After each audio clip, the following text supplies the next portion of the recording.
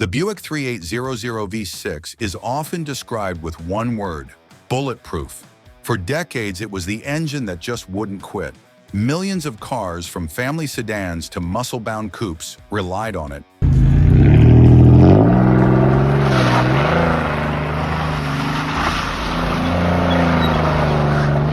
And stories of these engines running for 300,000 miles without breaking a sweat are everywhere. So why did it earn such a legendary reputation? Because it was built strong, simple, and endlessly reliable. But here's the twist. Hidden inside this powerhouse was one small design flaw so disastrous that it nearly wrecked its legacy. So now the question becomes, how could the most reliable American V6 of all time hide a fatal weakness that betrayed so many owners? That's the story we're telling today, so stick around, because by the end, you'll see why this engine was both a triumph and a tragedy. The birth of a legend. To really understand the Buick 3800, you've got to rewind the clock all the way back to the early 1960s. At that time, the American car market was obsessed with big V8s. Power was cheap, gas was plentiful, and efficiency wasn't even part of the conversation. Buick, though, decided to try something different. They developed a compact V6 engine that was smaller, lighter, and more practical than the massive 8s everyone else was selling. That first engine, introduced in 1962 as the Fireball 5.6, displaced 198 cubic inches, about 3.2 liters, and it was, well, rough around the edges. It had a lumpy idle, it shook more than people were used to, and it carried a reputation as the budget engine. But beneath those flaws was something important: a rugged cast iron block, a compact footprint, and a design simple enough to last. It wasn't perfect, but it had potential. The engine grew over the years, first to 225 cubic inches, then eventually to 231 cubic inches, or 3.8 liters, in the mid-1970s. That displacement became the backbone of what we now know as the 3800, and timing couldn't have been better. The oil crises of the 1970s and tightening emission standards suddenly forced automakers to think differently. Gas prices spiked, regulators cracked down, and buyers started looking for efficiency. All of a sudden, that humble Buick V6 wasn't just a cost-cutting alternative. It was a weapon in GM's fight to stay relevant. Through the late 1970s and early 1980s, Buick engineers refined the engine over and over again. They added balanced shafts to smooth out the vibrations, strengthened the internals, and improved fuel delivery with better carburation and later fuel injection. By the time the 3800 nameplate was officially launched in 1988 with the Series 1, it had transformed into a smooth, torquey, and dependable workhorse. What Buick had now wasn't just an economy motor. It was an engine that struck the perfect balance between durability and real-world performance. The 3800 quickly became GM's go-to power plant. It showed up in Buicks, Pontiacs, Oldsmobiles, Chevrolets, and even some Cadillacs. By the mid-1980s, millions of cars were rolling off GM's assembly lines with the V6 under the hood. And unlike so many engines of the era, this one wasn't just considered good enough. It was seen as one of the best. It appealed to everyone. Accountants loved its low maintenance costs, mechanics loved how easy it was to work on, and hot rodders discovered it had serious tuning potential. Calling it merely reliable doesn't do it justice. These engines regularly racked up 200,000 miles, 250,000 miles, even more, without complaint. Stories of 3,800 powered cars lasting decades became legend. By the 1980s, the engine had gone from a scrappy underdog to the heart of GM's lineup. But as solid as it was, hidden within its evolution, was one design decision that would eventually give this bulletproof beast its infamous flaw. Why the 3800 was considered bulletproof. When people talk about the Buick 3800 being bulletproof, they're not exaggerating. Let's break down why this engine had such an ironclad reputation. First off, the block itself. Cast iron, thick walls, and nearly indestructible. In a world where aluminum blocks and thinner castings became common, the 3800 was old school in the best way. That meant it could handle abuse, overheating, high mileage, even neglect, better than most engines of its time. Then there's the design. The 3800 wasn't flashy, it wasn't cutting edge, but it was rock solid. Its overhead valve, OHV setup, made it compact and simple. Fewer moving parts meant fewer things to break, and when something did go wrong, it was usually cheap and easy to fix. Timing chains instead of belts? That meant fewer expensive service intervals. A straightforward fuel injection system? Easy for mechanics to diagnose and repair. The torque delivery was another part of its charm. While it didn't always make huge horsepower numbers, the 3800 produced strong low-end torque, which made everyday driving feel smooth and effortless. Whether you were merging onto a freeway or just cruising through town, it always felt like it had more grunt than its specs suggested. Drivers trusted it because it never felt weak or fragile. And let's not forget the stories. Ask any mechanic who's been around long enough, and they'll tell you about 3,800-powered Buicks, Pontiacs, or Chevys rolling into the shop with 250,000, even 300,000 miles, still running strong. Owners swore by them, calling them forever engines. They were the kind of power plants you bought if you wanted to keep your car until the wheels fell off. It wasn't just durability, though. It was also versatility. The 3800 could be tuned for economy, for luxury, or even for performance. GM managed to slot it into just about every category of car they sold, and it never felt out of place. That adaptability is part of what cemented its legendary status. But as bulletproof as it seemed, one major weakness was quietly lurking beneath the surface, waiting to turn reliability into disaster. From grocery getters to street sleepers, one of the coolest parts of the 3800's history is just how many different kinds of cars it powered. If you grew up in the 80s, 90s, or early 2000s, chances are your family, a neighbor, or a friend had a car with this engine under the hood. Buick Regals, LeSabres, Park Avenues, Oldsmobile 80s, Pontiac Bonnevils. These were the cars that defined suburban America. And powering most of them was the trusty 3800. But here's where things get interesting. This wasn't just an engine for comfortable sedans and grocery runs. The 3800 was also a sleeper performance weapon. Take the Buick Regal GS, for example. In the mid-90s, Buick decided to slap a supercharger onto the already strong 3800 Series 2, and suddenly you had a family sedan making 240 horsepower and 280 pound-feet of torque. That was serious performance in the 90s, and it came from an engine most people thought was just for grandpas. Then there were the Pontiacs. The Grand Prix GTP, with its supercharged 3800, became a cult classic. It could pull off sub-7-second 0 to 60 times, all while looking like a modest mid-size car. Even the Chevy Monte Carlo SS and Impala SS got their fair share of 3800 muscle. This was an engine that could handle a supercharger with ease because of its strong iron block and overbuilt internals. Enthusiasts loved that it could take power mods without flinching, turning what seemed like an ordinary sedan into a street sleeper.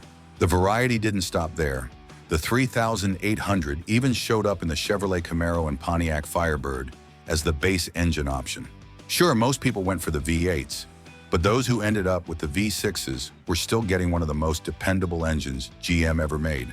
It wasn't the fastest, but it was dependable, cheap to own, and could still put a smile on your face. This is what made the 3800 special. It wasn't confined to one type of car or one audience. It was everywhere. Luxury cars, economy sedans, performance coupes. It had universal appeal. And just when it seemed like this engine could do no wrong, GM made a decision that would haunt the 3800 for years to come. The fatal flaw. Here's where the myth of invincibility begins to crack. For all its strength, the Buick 3800 had one Achilles heel, and it came in the form of the upper intake manifold. In the mid-1990s, as GM looked to cut costs and improve efficiency, they swapped the traditional aluminum intake for a plastic composite upper intake. On paper, it seemed like a clever move. Lighter weight, cheaper production, and supposedly better for emissions. But in reality, it was a ticking time bomb. The problem was heat. The 3800, particularly in its Series 2 form introduced in 1995, produced a lot of underhood heat. Over time, that plastic intake simply couldn't handle the stress. It would warp, degrade, and eventually crack. But the bigger issue wasn't just the plastic itself, it was the way the intake was designed. GM had coolant passages running dangerously close to the throttle body and the EGR port. With constant heat cycling, the plastic around those passages would soften and erode. Eventually, coolant would leak directly into the intake runners, and from there, right into the engine cylinders. If you know engines, you know this is catastrophic. Coolant inside a combustion chamber can hydrolock an engine, meaning the pistons can't compress the liquid. Bearings wash out, cylinders score, and head gaskets blow. What should have been a 300,000-mile motor was suddenly at risk of total failure at 80,000 or 100,000 miles. For thousands of owners who had trusted the 3800's reputation, it was devastating. Stories began to spread of cars shutting down on the highway or engines being declared done long before their time. Mechanics quickly learned that plastic intake manifold was the death sentence for many Series 2 3800s. This wasn't a small hiccup. It became one of the most infamous design flaws in GM history. Lawsuits were filed, class action settlements came into play, and GM eventually redesigned the intake with improved gaskets and materials. After 2003, revised parts reduced the risk, but by then, the damage to the 3800's reputation was already done. The bulletproof engine had been betrayed by a single material choice. For many, it felt like a cruel irony. The 380's iron block, forged internals, and simple pushrod layout were all proven to last forever. Yet the one weak point, an avoidable one, undermined everything. To this day, when enthusiasts talk about the 3800, they mention its legendary toughness, but they always add the warning: watch out for the intake manifold. It's a reminder that even great engineering can be undone by one small bad decision. Fixing the beast. The good news is, enthusiasts and mechanics refused to let the 3800 die. Once the intake manifold issue became widely recognized in the mid to late 90s, the aftermarket quickly stepped in with solutions. Companies began producing aluminum replacement intakes and redesigned gaskets that could handle the heat the engine produced without warping or cracking. Independent shops and dealership mechanics also learned to spot the early warning signs: coolant loss, rough idle, or a sweet smell from the exhaust. And many offered preventative repair services long before catastrophic damage could occur. For owners, this meant that instead of facing a ruined engine, a relatively affordable repair of a few $100s could save their car and keep it running for years. This is what ultimately saved the 380's reputation. Car culture and the aftermarket community picked up where GM had dropped the ball. Enthusiasts simply loved this engine too much to let a single design flaw erase decades of trust. They knew what the 3800 was at its core: an iron block, overbuilt V6 that could outlast nearly anything on the road, and they weren't going to let a cheap plastic part ruin that legacy. By replacing the weak intake with stronger aluminum or improved composite versions, owners gave the 3800 a second life, restoring it to the bulletproof status it had earned in the first place. And once the fix was in place, the durability stories came flooding back. Owners routinely pushed these engines past 200,000 miles, many crossing 300,000 or more, with only routine maintenance. Police departments, taxi fleets, and long-distance commuters kept trusting the 3800 because they knew it wouldn't let them down once the intake problem was addressed. Mechanics even came to respect the engine more, because aside from that single flaw, it was remarkably simple to service. Unlike many of its contemporaries weighed down with fragile electronics and complicated overhead cam designs, the pushrod 3800 remained straightforward, reliable, and forgiving to work on. What makes this story so unique is the way the community rallied around the engine. The 3800 wasn't glamorous, it wasn't a Ferrari 512 or HEMI V8, but it was beloved because it delivered exactly what people wanted: strength, efficiency, and longevity. Fix the intake, and you had an engine that could easily outlive the car it was bolted into. That's why, even today, the 3800 is remembered not for its flaw, but for the way owners and enthusiasts refused to let that flaw define it.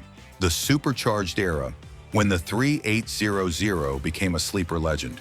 If the standard Buick 3800 was respected for its durability, the supercharged versions took things to a whole new level. In the early 1990s, GM decided to give its trusty V6 some real muscle by bolting on an Eaton M62 supercharger. The result was the 3800 series of supercharged, first appearing in cars like the Pontiac Bonneville SSEI and the Buick Park Avenue Ultra. Suddenly, this grandma motor was pumping out well over 200 horsepower and nearly 300 pound-feet of torque, numbers that put it squarely in V8 territory at the time. By the time the 3800 Series 2 rolled around in 1995, a GM had refined the formula even further. The Eaton M90 supercharger gave the L67 variant a solid 240 horsepower and 280 pound-feet of torque. In cars like the Pontiac Grand Prix GTP, Buick Regal GS, and even the Pontiac Bonneville SSEI, that meant 0 to 60 times in the 6-second range. For a front-wheel drive family sedan in the 1990s, those were shockingly quick numbers. These cars were the definition of sleepers, ordinary-looking four doors that could surprise Mustangs and Camaros at stoplights. What made the supercharged 3800 so appealing was its character. The whine of the Eaton blower combined with the engine's low-end torque made for an addictive driving experience. It wasn't just about straight-line speed either. The 380's robust iron block meant it could handle serious abuse. Tuners quickly discovered that with smaller supercharger pulleys, upgraded exhausts, and better fueling, these engines could reliably push well past 300 horsepower without breaking a sweat. Some enthusiasts even took them into the 400 to 500 horsepower range with turbo or twin-charger setups, proving just how much headroom the design really had. And yet, even in supercharged form, the 3800 never lost its practicality. These engines still racked up huge mileage numbers and remained easy to service. That dual identity, both a bulletproof commuter motor and a performance platform, helped cement the 3800 as something special. It wasn't just reliable, it was fun. For many enthusiasts, the supercharged 3800 was their introduction to modifying cars because it offered big performance gains on a budget. The supercharged era gave the 3800 its soul. It transformed what had been seen as a dependable workhorse into a true legend of the 1990s and early 2000s car scene. And to this day, a Regal GS or Grand Prix GTP with a screaming Eaton blower is still enough to put a grin on any gearhead's face. The legacy of the 3800 today, the Buick 3800, stands as one of the most iconic American Fire 6 engines ever made. Despite its notorious intake manifold flaw, its reputation for durability and versatility has endured across generations. For decades, this power plant served as the backbone of General Motors' lineup, finding its way into everything from humble Buicks and Oldsmobiles to sporty Pontiacs and even luxury Cadillacs. It wasn't confined to just one niche. This engine did it all. Families trusted it in their LeSabres and Regals, while gearheads turned to the supercharged versions in the Pontiac Grand Prix GTP or Buick Regal GS to hunt down Mustangs and Camaros on the street. The reason it earned such loyalty comes down to something simple: the 3800 delivered in the real world. It may not have wowed with exotic technology or sky-high horsepower numbers, but it was an engine that worked day in and day out with very little drama. Ask any car enthusiast about the 3800, and chances are they'll light up with a story. Maybe it's about their grandma's Buick that crossed 250,000 miles without ever leaving her stranded, or maybe it's about a buddy's supercharged Pontiac that punched well above its weight, embarrassing cars that looked faster on paper. Those personal stories are part of what makes the 3800's legacy so enduring. It wasn't just an engine, it was a trusted companion. The 3800 also represented a philosophy that feels almost lost today. It was proof that great engineering isn't about throwing in the most complex parts or chasing trends. It's about building something that can stand the test of time. Its iron block, pushrod simplicity, and sturdy design reflected an era when engines were expected to last not just years, but decades. Yes, the intake flaw left a scar on its reputation, but that weakness never defined it. If anything, it made the 3800 more relatable. Proof that even the strongest machines can have a soft spot. And once that flaw was corrected, the 3800 lived up to its bulletproof reputation all over again. In today's world of downsized, turbocharged, and often disposable engines, the Buick 3800 feels like a relic, but in the best possible way. People still seek out 3800-powered cars, not just for nostalgia, but because they know they're getting something reliable, fixable, and tough as nails. It's a reminder that true greatness isn't about perfection, it's about consistency, dependability, and earning the trust of millions over decades. So was the Buick 3800 truly bulletproof? In many ways, yes. It was tough, reliable, and beloved by millions. But it was also flawed, betrayed by one bad design decision that nearly cost it everything. Yet thanks to the dedication of mechanics, enthusiasts, and owners, the flaw was fixed and the legend endured. This engine isn't just metal and pistons. It's a symbol of American car culture, of endurance, of trust built over decades. And even with its scar, it remains one of the greatest engines General Motors ever built. Now it's your turn. Did you or someone in your family ever own a car with a Buick 3800 under the hood? Do you still have stories about its reliability or maybe its downfall? Drop them in the comments because I know this engine touched millions of lives. And if you enjoyed this deep dive into one of the most iconic engines in history, make sure to hit that like button, subscribe for more, and ring the bell so you don't miss the next story. Because this was the Buick 3800 V6, the bulletproof beast with a fatal flaw.